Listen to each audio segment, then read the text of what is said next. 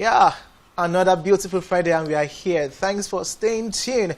It's still Rise and Shine on Spectrum TV. And like I said earlier, that's the beautiful Uya. You'll be joining me much later on the show. And at this moment, let me unveil my co-host that went missing for some time. How are you doing, Uya? I'm doing great. Good morning, Nigeria. Good morning, Accra, Basibom State. Of course, it's a beautiful Friday morning. I am delighted to be here. It's not like I was not here, but this was the time I was going to come. Can you tell us why? Unveiling the bride. You took it a while before you came and said. Because actually, I wanted to come with the boss. It was important that my grand entry this Friday morning to talk about Nigerian issues was with the boss. So, like, I mean, the camera already exposed my big cat, so I don't like it. But I mean, it's okay. I had to come with the boss. It's okay. You know, like I would have I wanted to sit with the boss with just myself, but I just said, but Ime really loves the boss. I shouldn't do this. you know. I just said, okay, Ime, you know what? Sit it down. So, of course, we are here with the great Akpara Michael Bush himself, a man of so many colors and great feathers on his hat. And recently we spoke with him earlier on this week. Of course, it was his birthday. Yeah. But there's a lot to talk about with this great man this morning. It's such a privilege and an honor to have him. Let me just give you a story for a minute.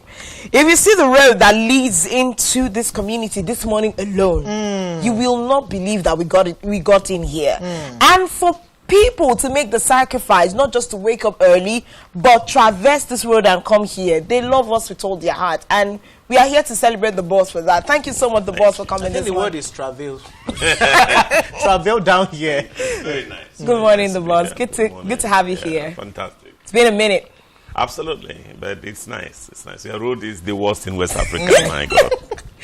Good morning, the boss. Yes, good morning. Man, it's nice to be here. Yeah. Thank So you. many things I'll talk to you about. Absolutely, and I'm ready. Because I was just thinking in my mind, I think I need to approach the boss today from an elder statesman perspective. Beautiful. Because there's a lot of things happening in the country that we're looking and then we are concerned. Yeah. Because you may talked about this morning, and I'm looking at saying, why would the Vice President of the Federal Republic of Nigeria come to tell us as a matter of news that the president, since he knew the president has used just one wristwatch? And we're asking, how does that affect the price of Gary in the market? Or all the policies on reforms of things they could do better for us? So it just looks like our leaders are distracted from the most important things. I'll just say that and add with the subversive bill that the leader of the House of Representatives himself moved a bill to imprison up to 10 years or fine for 5 million someone who's not able to sing the national anthem and some other subversive activities. So if I put this together, the boss, it looks like our leaders don't have a trajectory as to where they're taking us. When it comes to your leader and your life and your pastor, who is number one?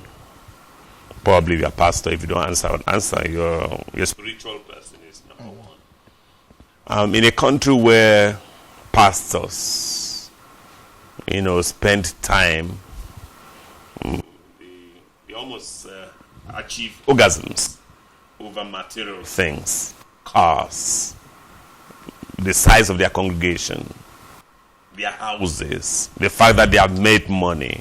Some of them even giving God as much as $1 million. When it comes to that, man, pastors saying that and getting away with it, and we are all applauding them and laughing, why didn't you blame leaders who follow that example? And they just try to make sure, okay, Nigerians love distractions. Let's distract them some more. You've got to add and subtract and then decide which one you want to clap, which one you want to condemn. But me, I'll cast no stone. Not at least to the vice president of my country. But this analogy, this answer you have just given has tilted the conversation somewhere. Yeah. The place and the authority of spiritual leaders in the country to the things we are experiencing. Absolutely. So you believe that the church has a part to play in the failure of the Nigerian state? Oh my God. Who else has the part to play? When pastors, when church runners, when spiritual fathers and mothers deceive the congregants, deceive believers, deceive adherents, deceive the faithful, what is left? What What is left? Any other person can do. Is the vice president my spiritual leader? He's not. He has nothing to do with my life. He just runs Nigeria. Do you understand? But my pastor, I mean, the church has a fundamental role when it comes to the state. What is the church doing? Is the church leading by example? Is the church even showing good examples? The answer is out there, and everyone knows what it is. But the church also is also in this narrative on this belief that rather the believers should not even get involved in governance. You see some people saying, there are some churches that say don't get into politics, politics is dirty, don't get into governance. And you have made a very, very important question. It looks like the church is living outside in another world from the world that we're living in. It seems they do not see the realities. They seem to not work with the because the truth is there are policies that the governments are making. Still believers are going through these policies. So when we have pastors saying Christians shouldn't get involved in politics or in governance, what do you say about that? No pastor can say that. There are pastors. Well, I just need to correct myself and say that pastor has not been called. As a matter of fact, the week coming, I intend to write something on who called you. Because most of these men, they don't seem called by God. Where a pastor will stand on the pulpit of God and run vile comments, trying to boast, trying to brag. That's not somebody who's been called.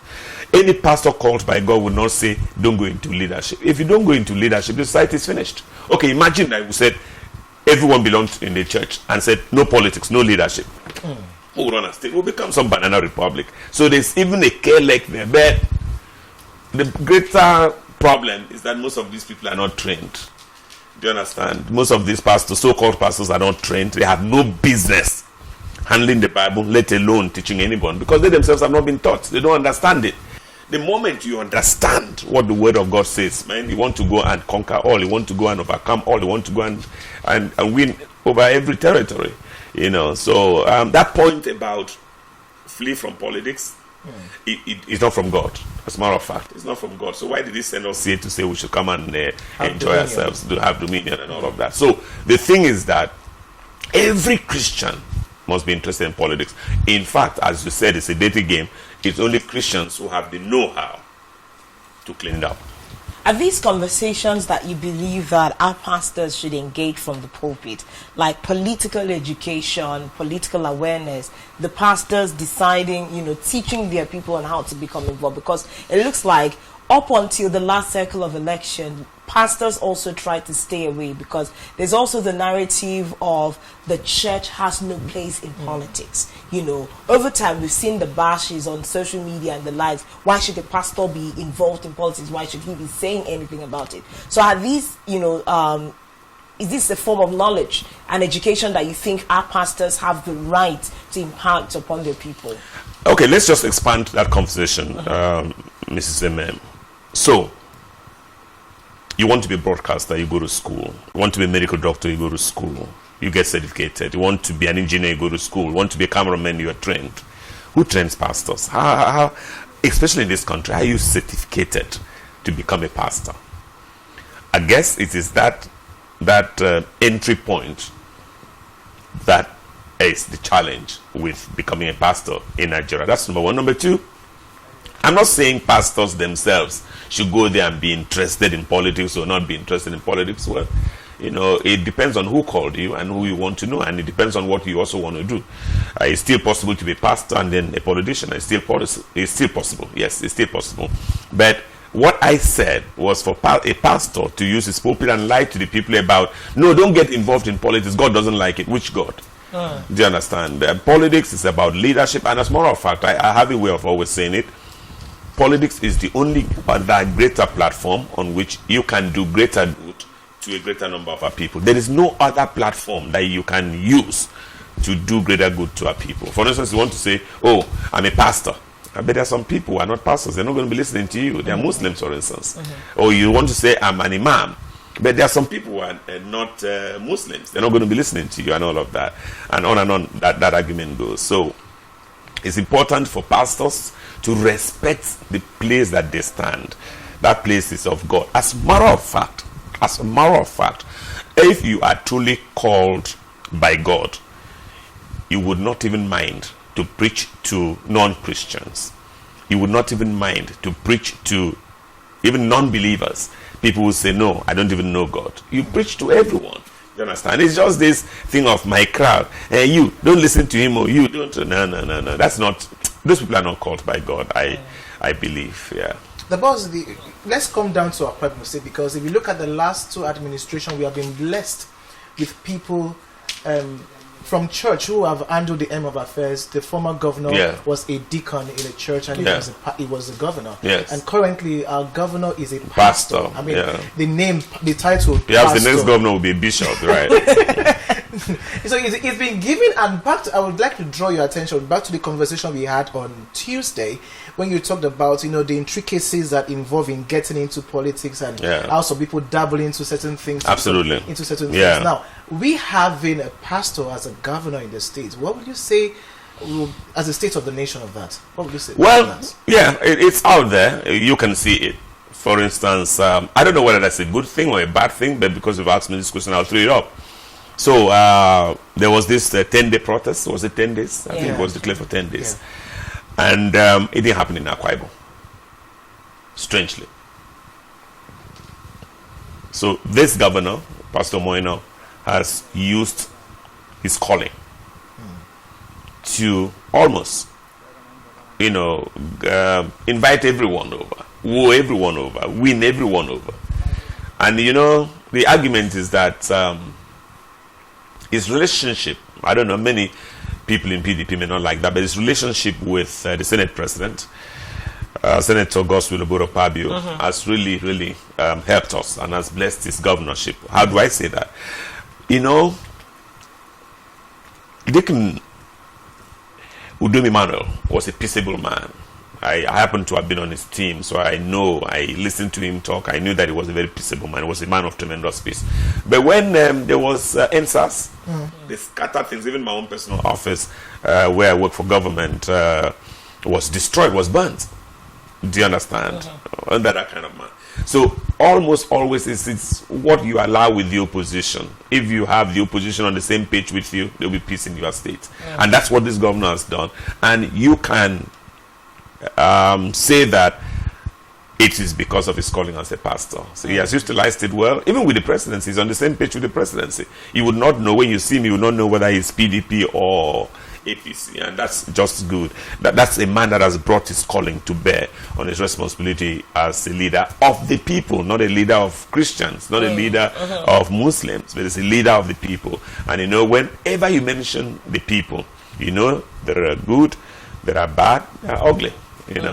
This good like that. Your explanation now has just made me begin to wonder. That means it is just beyond you being a pastor or anything. Yes, absolutely. It is beginning to work on your faith as a believer, whatever you believe in. Probably you're a Muslim, you're a Christian. People should be able to experience your faith in leadership. Amen. That is all there is to this life. It's not the car.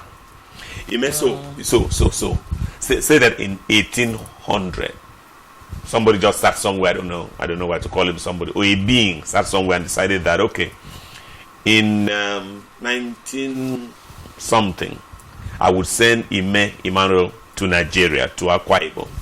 And he does that. When you come here, you may forget about the person that sent you, but at the end, you are going back still to that person. And you render to him an account of what you used the many years he gave you on earth to do.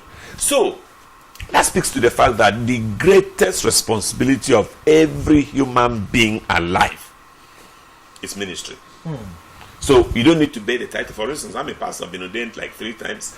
I just got tired of it. I removed the title and kept it somewhere. But I minister, even in my relationships. Even when I come here, even as I talk now, there are people who are going to pick. They will just know this guy is on the side of God.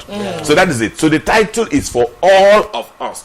And it doesn't even matter, whether you are a Christian, you are a Muslim, you are an atheist, it doesn't matter. It just matters that you know where you came from and you have to represent him. You have to be God's ambassador at every point. So it's not the title. It is just your knowledge that God sent me here. I have to present him. And that's why in my daily living, 25 hours every day, I live for God. 25 hours. Every day, yeah. It's really beautiful that I like where the conversation went, because sometimes we also lose track of the most important things, the role of the church in the state and the nation. Absolutely. Because sometimes believers, let me take the conversation to Christians now. We go to services on Tuesdays, on Sundays, and then we inoculate ourselves. It looks like the activities inside church seems for a minute, in the 2-3 hours that we are there, inoculate us from the realities that are available outside. So I'm going to ask him, just wrapping up this particular conversation, if you were to tell the church one thing in a bid to develop the nation that we are in, if you were talking to the leaders of every assembly this morning, what would you say? Stop the hypocrisy. The hypocrisy in church is too much. For instance, you just talk now about being within a church and getting inoculated. That means you're just lost in church. It's just about the church, or you're a church person. The moment you go out, you drive your car, you see somebody say, "Can't get out, you Satan." That's not God. Now, the other point we have to look at when it comes to the church, people are in church, their brethren, some sell rice, some sell beans. They have never patronized them. Never. They will never do business with any member in their church. But they are rich. They have never helped one person in that church. That's number one. And I guess number two, that's why Mahatma Gandhi is quoted to have said, I love your Jesus, I don't love your Christians. Yeah. And it's so true, because Christians are supposed to be followers of Christ. Yeah. Which Christ are we following? We don't live like Christ. Do you understand? We always selfish. We're always trying to put others down, and we pretend too much. The moment the church is able to get rid of hypocrisy, the church will fix this country. Because I guess the church is even the higher problem, the more problem, the number one problem that this country has. Serious conversation this morning, but that's it for every Christian there, and really a believer of any faith. How are you expressing your faith through your works? In the political office, in the career space, how is your faith being interpreted in your works? But that's a great conversation this morning. But let's move a little bit to local government autonomy conversations. The local government elections are coming, riding on the wings of the financial autonomy that was given to them by the Supreme Court of Nigeria. I know that you are, heavily, a part of what the local government structure is in Akwa Ibom State. What is the hope? What's the hope of impact from this particular autonomy that was granted to the local government? And how well do you think that we are going to be able to gain from this? And I think my first question should be, do you think that the governor of Akwa Ibom State is fine relinquishing this particular power? Because the tail on that autonomy is that governors held too tight to that particular responsibility. Well, I think governors have become like Satan, where they get blamed for everything. A believer falls, does something, so it's Satan. And Satan may not even have been there. It's just like most people who die. They don't die. They are not killed by death. They are killed by fear. But everyone blames death. Do you understand? We blame the governors for almost everything in this country. Local governments, don't they have local government chairmen? But the governors are accused of handpicking them. No, so you unpick me and you have to tell me what to do. That means I'm not even worthy of that office. But that's we've seen in cases of some states. I mean, it's happening in Ogun State, where the local government chairman asked the governor that he's yet to receive his own allocation. Yes. That he's yet to receive it. That why has he not gotten it? And it was suspended. And what did the people do? So the conversation goes right back. Leave the governors, leave even the local government chairman. I wanted us to have this stage by stage discussion so that we can get back to the people. It is what the people of this country want that they will get. For instance, we are all now applauding. Oh, it's autonomy. Is autonomy the answer? Is autonomy even the challenge? It's not that been the problem. There are still some local government chairmen, even in this state, who performed just beyond every expectation. Do you understand? We're saying, they don't receive their money, they don't get this, but they were steadily. You can go there to their local government areas and look at what they had achieved. There's a law in this country saying, that you cannot drive against traffic, right? Yes. Can't drive one way, or something like that. Yes. Are people not doing it and getting away with it? And even killing people. I remember a small girl in my village. I don't seem to get that out of my memory. Anytime I'm passing through Nsikara Walk towards towards Akar Road into IBB, I just remember that the little bright girl in my village was knocked down by a trailer that was running from police and then got into one way. And the small girl is crossing, looking at this way, not knowing that something, and just crushed her. I can't get over that. But nothing happened.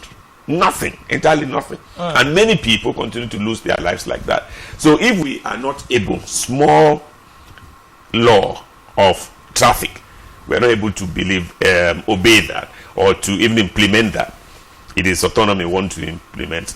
It's still down to the people that get into offices, the people that run the system, the people who are in each local government area deciding that enough is enough and this is what we want and we're going to get it. But as soon as we remain lukewarm, we just remain the way we are, oh, we don't want trouble, we don't want this, trouble will continue to be our lot. When you say people getting, you're talking about the grassroots right now. Of course, the people. How many people are really involved in governance? They don't need to be involved. You don't need to be involved, Jimmy.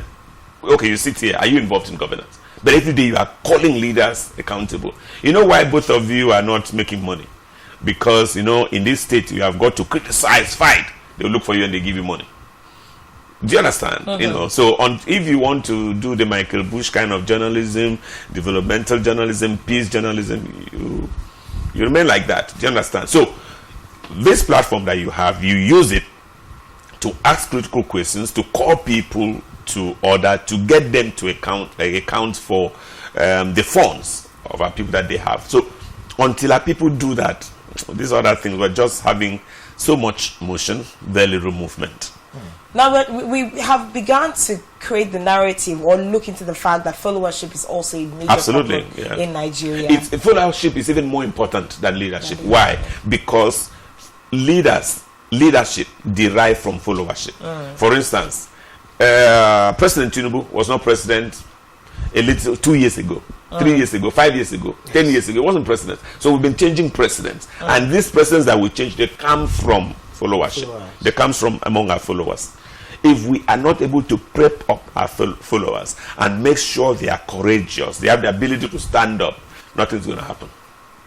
Wow. That means a lot of education and a lot of enlightenment has to happen to the followers, even more than the leaders. That's another great point. Who is going to give you, as a follower, education, sensitization, enlightenment?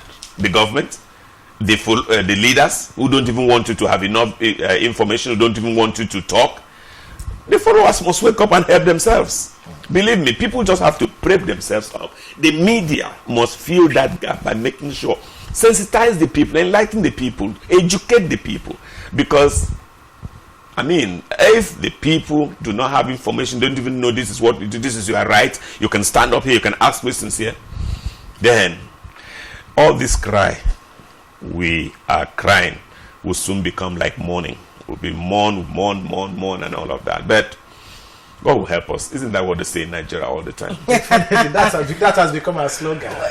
It's a lot of conversation to look at. It's still, let's stick to the path of followership.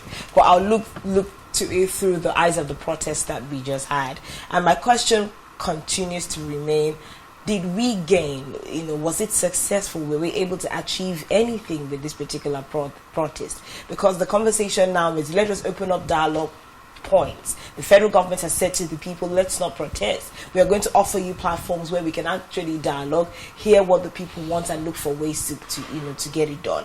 The question is, even if Nigerians speak, are our leaders paying enough attention, or even if they hear, will they implement through the lines of the dialogue they've had? You asked a double-barreled question. I hope that I'm able to remember them and take them through. Number one, about the success of the protest. We're in Akwa Ibom. We live in Akwa Ibom. We stayed in Akwa Ibom all through the protest. So how can we say it was successful? But there again, joining a protest is not, or not joining, can also be counterproductive, because you're sending a message that, Akwa Ibom, we are okay. Now, other parts of Nigeria, if you're not okay.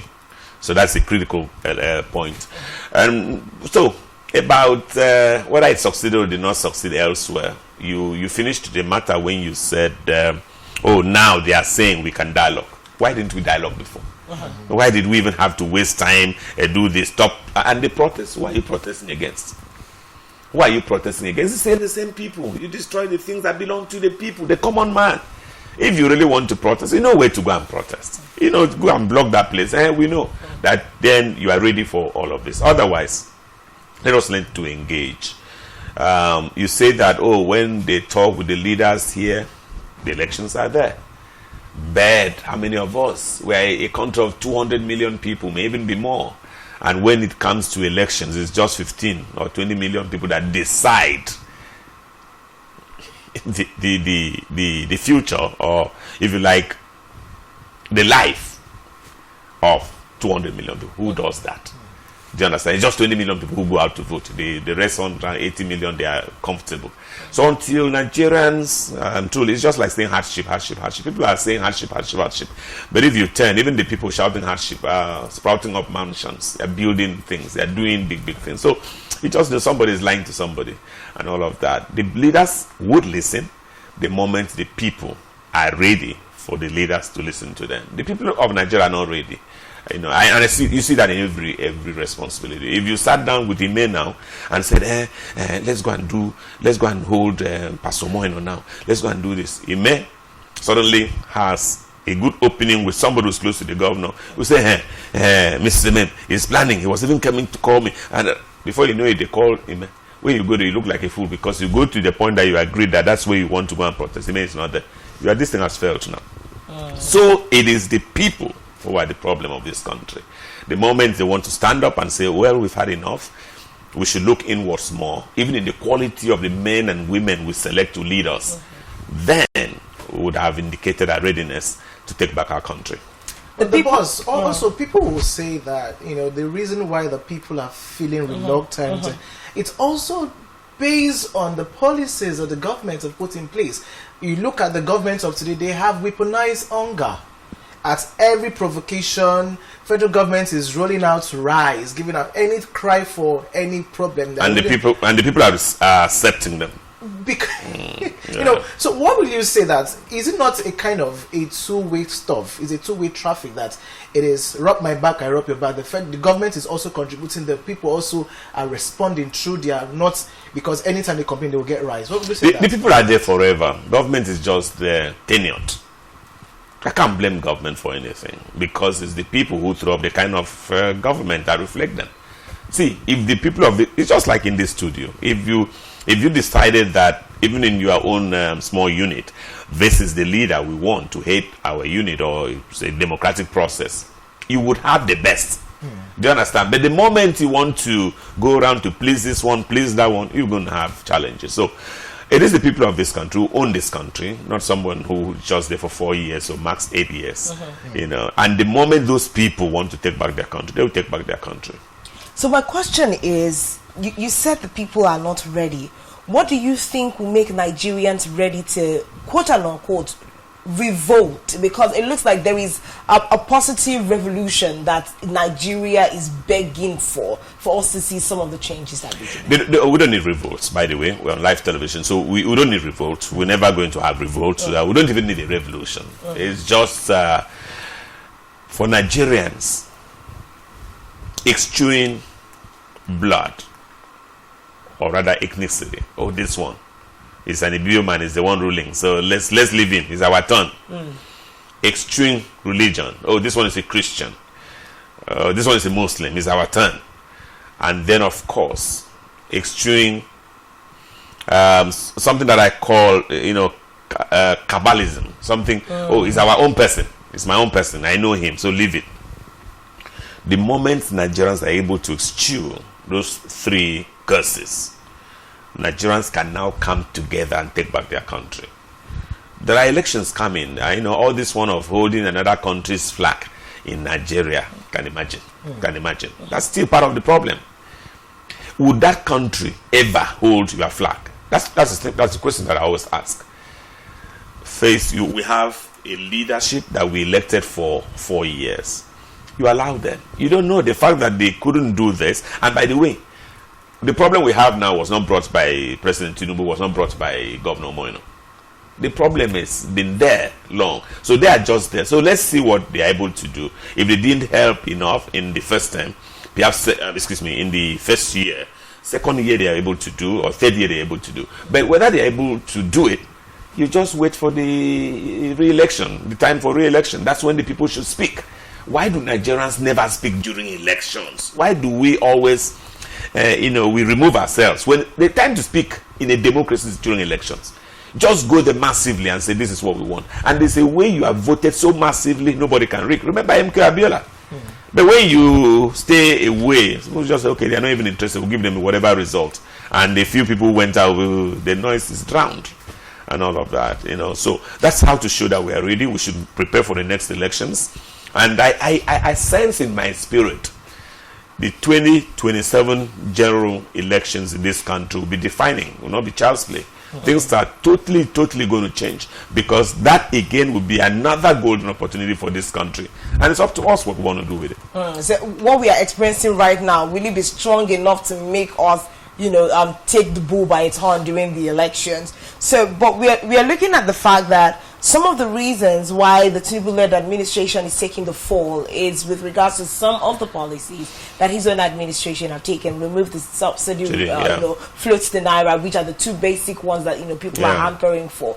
But the administration has promised that in the long term, these policies are going to favor the people. Absolutely. I'm a Tinubu person. I kind of like him. I kind of like him. People don't like that fact. When I use my column every Monday or every Friday to say some things, I like him. I like his futuristic approaches to power, to leadership, to even the way he would spot out leaders. For instance, he was governor in 1999. Most of the people who were on his team are still relevant in the bigger Nigeria today. How many governors of that era have people still around? So he was a visionary guy. Some guy that I really like. Having said so, I believe that yes, those policies would also need to be reworked. And then I also believe that the president or the presidency has occasionally had some missteps, which are unfortunate. But that is the human setup, the human society. They do one, they try it doesn't work, they get to another. I believe that what we should just do is support this president up until 2027 and see how far he does. The boss, you have made mention of three things. You said ethnicity, tribalism, and cabalism. Those are the problems. Ethnicity, yes. Yes. Those are the problems that's religion. Religion is basically the followers problem in the country. And if you look further, it looks like there is yet to be a nationhood in the country. There isn't. There isn't. Do you think that it is lack of value or nationhood? Will we ever get to that level? I think Nigeria's problem is just hydra-headed. The problem is too much. Do you understand? When the Nigerian is in Abuja, he talks about his state. He doesn't. No Nigerian in Abuja is fighting for Nigeria. I'm telling you. Or, well, not to exaggerate. 99.99% of Nigerians in Abuja are fighting for their states. The boss, I think we have a phone call. We'll just engage this morning. Hello, good morning. Hello, good morning. Okay, our phone lines are actually we lost that particular call. Our phone lines are displayed. Please, we just lost your call. You can feel free to call in, make your contribution, ask the boss the questions that you have toward the nation this morning. I would absolutely take it. If you have a problem calling in, send us a WhatsApp message or a text message, and we will engage. Same number. Yes. So the boss, please, you can go ahead. Yes. What was I saying now? When an individual is in Abuja. Yes. So when a Nigerian, because you say an individual, it can be Chinese. It can be this. When a Nigerian is in Abuja, an individual could be Chinese. Hello, good morning. Hello? Hello, good morning. Good morning. Please turn down the volume of your television set. Turn down the volume of your television set and go ahead. What's your name and where are you calling from? Yes, my name is Daniel. All right. I'm calling from Port Harcourt, River State. Port Harcourt, River State. All right. Good morning. Yes. Greetings to your guests over there. Thank you very much. Thank you. Yes, please, I want to contribute to what is going on in the state of the nation. Go ahead, bro. Go ahead. Yes, I just want to say the guest in the station is talking about 20 million Nigerians voted. As we can see in Nigeria, we know exactly that 20 million of Nigerians that voted, and exactly the courts decide for the 20 million that voted. In Nigeria, you can attest to it that the past election, the presidential election, somebody allegedly win that particular election, and at the end of the day, it's the court that decides. Is it supposed to be like that in Nigeria? I hope the problem is not the citizens. The problem we are having in Nigeria is about the leaders. Our leaders are not doing the right thing. Their policies is very, very wrong. And it cannot give a platform for Nigerians also to say their mind. Okay, in the case of this protest that we have organized, that happens about the 10 days, the government did all lot of things to see if they can stop that particular protest, in which they said we have the right to protest. So I want to ask a question. Is it true that Nigerians have the right to protest? So I want the guests to react to that. Daniel, thank you. I knew you were coming for me. Thank you, Daniel, for your call. Daniel, thank you, and I hope Port Harcourt is good with you. Daniel said something about, oh no, it's not the leaders, it's not the followers, it's the leaders. Yeah. And you know, that argument can go on for every day. Can go on every day. The truth of the matter is that it's the leaders, it's the followers, because leaders come from followers. Do you understand? I think you were explaining something towards absolutely. That life, yeah. And then he asked me the question about, are we free to protest? So, what's the cost of that? What is the benefit? We protest. Are we free to go out, Daniel, during the 2027 elections and make sure we take back our country? That's the argument we should be having, not to protest. Protesting, Daniel, who do you protest against? You go against and destroy the things, the of small your fellow wealth Nigerians. Of the fellow common man, so to speak. Do you understand? Whereas the people that you are even targeting, you can't reach them. Some of them are flown abroad, some of them are somewhere else. Then there was a question about, I didn't really need to say that point. Yeah, in Nigeria, in Abuja. In Abuja, yes. When you get to Abuja, no, it's about my state. You get to your state, you hear, they're fighting over local government area. You get to your local government area, they're fighting over their villages. They get to their villages, oh, my family. They get to their families, oh, it's myself. So, all of this is just greed. No one is fighting for this country. The moment people just decide I want to fight for Nigeria, and then, of course, Nigeria itself has not been able to take care of Nigerians like that. So that's why no one is fighting for Nigeria. The moment Nigeria can, arm Nigerians, protect Nigerians, provide for Nigerians enough for Nigerians to wake up and say, oh, we want to support this country shall be free. It looks like there is, it wants to look like as a country, we do not have a value system, what we hold on. It's just everybody to themselves. Just, when you go to Abuja, for instance, the Southwesterners are saying it's a man in Aso Rock. What kind of country is that? You should support when President Buhari was there, the Northerners were saying. You understand?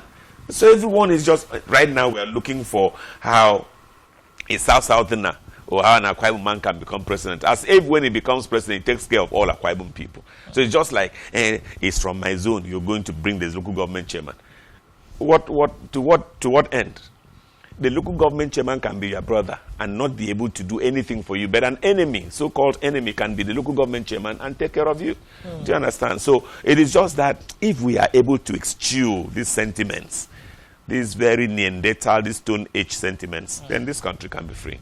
We have a text question here, and the question is targeted towards the boy. It says, everyone is targeting me this morning. You have a guest today. The question here says, even when Nigerians exercise their rights during election, those in the forefront of INEC dance to the tune of the politicians to rig the elections. What should Nigerians do? That's a great question. I was waiting for that question. Okay. How many people are on the payroll of INEC? How many people? INEC is how many people strong, so to speak. What's the population of INEC? It may not even be up to 1 millionth of the Nigerian population. What is even the population of those in government? So if the people of this country are really ready to move against all these things, all these questions will not even arise. Because if you announce it and we say you are not the one, what will happen? Do you understand? But the moment it's done, let's leave it. So we keep moving like that. The moment we stand up, Nigerians stand up for this country, they want their country back. Daniel in Port Harcourt just called and said, oh, somebody was elected. How can you say that? How can you say that? We have another president says the Supreme Court is the court that did. No, how can you say that? How did we even get here? How did we accept that? Do you understand? So it is the people. If those who are, say they call themselves leaders of protest, leaders of NSAS movement, that's not what they should be doing. They should, if they can garner money, if they can mobilize, use the media to sensitize the people to stand up for their rights. This country will be better. And that indeed is a shortcut. And now that's usually a big question. I think I was having a conversation with someone recently, and I asked, why do we wait until pre-election season? A few months before votes need to be cast. We now start trying to engage in it. We have about 3 years now before. Absolutely. Yes. Absolutely. Yes. Absolutely. Why are we not going down? Yes, I know it's the cost implications. And, most people are not doing these things to succeed. Most people, all these things you see, people do around protests, do this. They are doing to also earn a living, to eke out a living. Do you understand? Those things they do during elections in the name of sensitizing people. It is a way to earn some money. Do you understand? So they have to wait for that window when sponsors will accept that. What they should actually be doing is to do it over time and try to mobilize the people and teach the people. People are not taught in this country, even how to vote, even how to decide that this is what is going to be good. That's why when people see a good candidate, he doesn't have money. How can you, in looking for a leader, you are saying he doesn't have money? What does that mean? Do you need money to be a leader? But so it shows you who you are. So, and in any case, I bring my money and say it's my turn, so I take it. Why will you worry when I want to take back my money? It wasn't an investment. Return of investment. So what agencies like the National Orientation Agency, NOA, that meant to be saddled with this kind of responsibilities of educating. We recently had one about shredding of the Nigerian international passport. Yes. And I was saying vehemently that there's a lot of people in Nigeria who do not know that that is an offense that is a violation of the law. Yeah. So why don't we see the NOA partner with media, for instance, to educate the people on the things that Nigerians should know about? There was a time I even thought I was going to be the Director General of NOA because I wrote quite substantially on it and all of that. But I think they have funding issues. I think they have funding issues, but they must. Everyone looks at it outside the box. They must think outside the box. They must look for ways to engage media without necessarily talking too much about money. Do you understand? If they were creative, and that's what you need. You need creativity in leadership. If they were creative, that's something they can do. And it's not just NOA. What about across the states of the Federation? We want to see those organs of government responsible for engaging the people, for affecting the mindset of the people, to re-engineer the mindset of the people. We want to see that. And, most times it's funding issues because government itself, I told you, it is not the role of government to work on developing the mindset of the people. It's not the role of government. It's the role of the media. It's the role of the people outside of government circles. And all they just need to do is mobilize resources and then seek ways of working with the media to sensitize the people. If we don't do that, governments will never do that for us. The boss, you've made mention of the people getting involved and mobilization for, during election period. Now, Yes. I understand that, Akwa Ibom State is going to have local government election come October 5. Yes. Are we prepared? Are the people involved? Is there a level of awareness and publicity at the local government level? Well, you have to ask Akisiek, incidentally, the gentleman there who is chairman. He's a fantastic gentleman, but you have to ask him. There was a time I tried to get him on the sets. I think I should try Elder Anedi Ikiwak, fantastic gentleman. He knows his onions. He served as rec for INEC for about 8 years or so. And he really, really knows. But again, it could be funding issues because if Akisiek needs to do the kind of media engagement we think they should do, it will run into hundreds of millions of naira. Does Akisiek have that budget? But if Akisiek does not have that budget, the boss, Nigeria is, Akwa Ibom is sitting on a lot of funds. When we look at the FAAC, the FAC allocation that comes to Akwa Ibom, monthly stands at about 32 trillion naira. Multiply that across 12 32 months. billion or trillion? Billion. Billion, sorry. Billion, Akwa Ibom. Yes, runs into trillions at the end of the year, and that is just the fact. There's also great internally generated revenue in Akwa Ibom State. Why wouldn't we budget, the most important things in our state? Because that could even take us to a whole different conversation. The monies that our governors have, are they doing enough? If you calculate their income per month, is it commensurate to the project and the things that we as the citizens are also lauding them for doing? Mrs. Emem, I didn't know you were also into accounting. I like journalism. I like media work. It just makes you, so Mrs. Emem is already adding money that the governor receives. And I will ask her, are you also adding the money that TAF is receiving, as a media empire? Because the question is this. So Mr. Tony Afia sits where he sits and, for instance, receives 10 million. And his staff says, oh, there's so much money. You don't know which bank he owes. You don't know the other overheads. You don't know the other charges. So I don't envy anybody who's governor. Believe me. I don't envy. I remember Pastor Moino telling me that and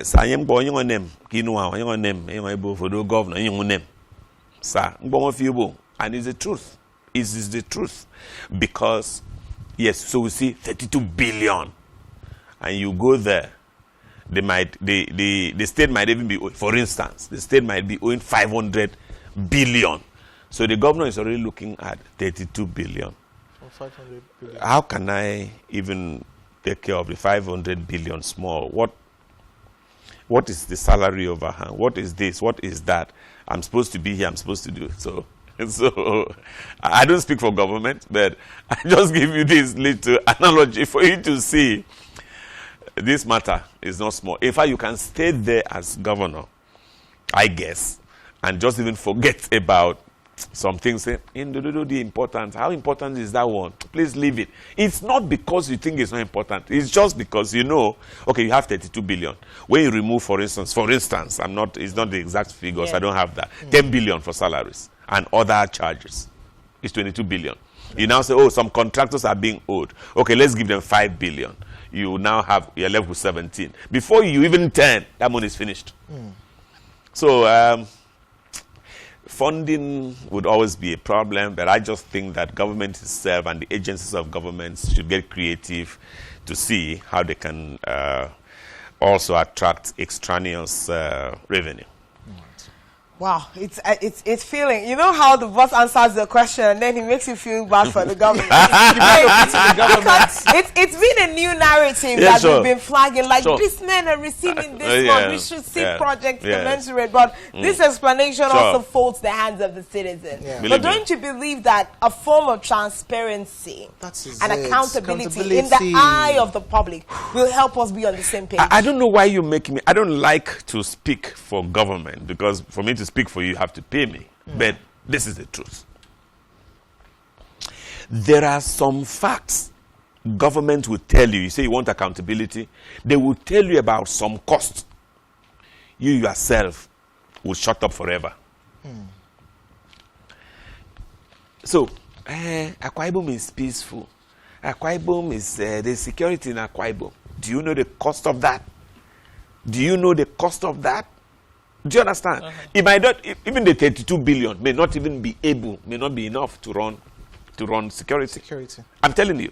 So that's why sometimes, the things that you don't know, Madam Emem and Mr. Emmanuel, the things you don't know don't kill you. Me, I don't overpry. Even as a journalist, I don't overpry. There are information that I don't need. I just look at it, okay. So all this accountability is at the end of the road. It's not in the middle. Because there's even some things you would see, say, what? What?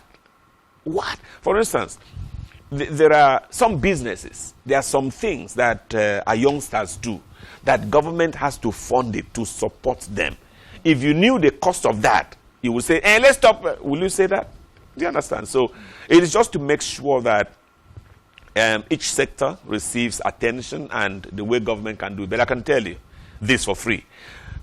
Because we've been blessed with good leaders in Akwa Ibom, good governors, I don't think in the history of this state, from Obongo Pani 7 to Idon Esenkan, to Ekong Idon Esenkan, both of them of blessed memory, to Obongo Ta, to Senator Goswill Akpabio, to Deacon Udomi Manuel, and now to Pastor Omoino, I don't think any of them would deliberately say, let that sector suffer, let these people suffer, and not. I don't think.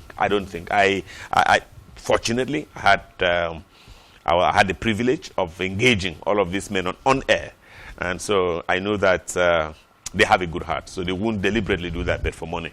Wow, with such great housekeeping that we've had this morning with Para Michael Bush, actually. We've really looked into a lot of issues, but the broth on the table has been the part of the followers in Nigeria to the quality of the nation that we currently live in. It's been such a great conversation this morning with our mentor and an ace journalist. Today, I told you, I'll prefer to refer to him as an elder statesman. Thank you so much, the boss, for coming on Rise and Shine today. It was so nice to come out here. You won't believe it, since Monday, the 12th of August, I've hardly left my house. Because on that day, my daughter, a child I've been waiting for 20 years, arrived. So I'm more like a nursing father now. I'm always home. How's that feeling? I think you take paternity leave. No, yes, sure. No, I don't need the paternity leave because I'm the one to give it to myself. But so we'll do this. I'm running straight back to. It's just fun, just sitting down there and watching something from you as she grows. She develops. She's just about 5 days old now, and it's just amazing, just to see her and all of that. So it's very nice, and we look forward to her naming. By the way, we already told the world she's Diamond Abasi. Yeah, Diamond Abasi. But thank you for bringing me out. It was very nice to come right back here, and I wish you tremendous success. Thank you very much. It's been a great show. Monday through Friday, quite a number of things that we have discussed, but our viewers are the particular reason why we're here. Thank you for choosing Spectrum Television. Thank you for choosing Rise and Shine. You do a great job every day. Yeah. But this is where myself and Emmanuel are saying bye-bye until we see you again Monday. Do stay in peace. My name is Uyai Amen. Bye-bye for now. My name is Emmanuel. Have a beautiful weekend.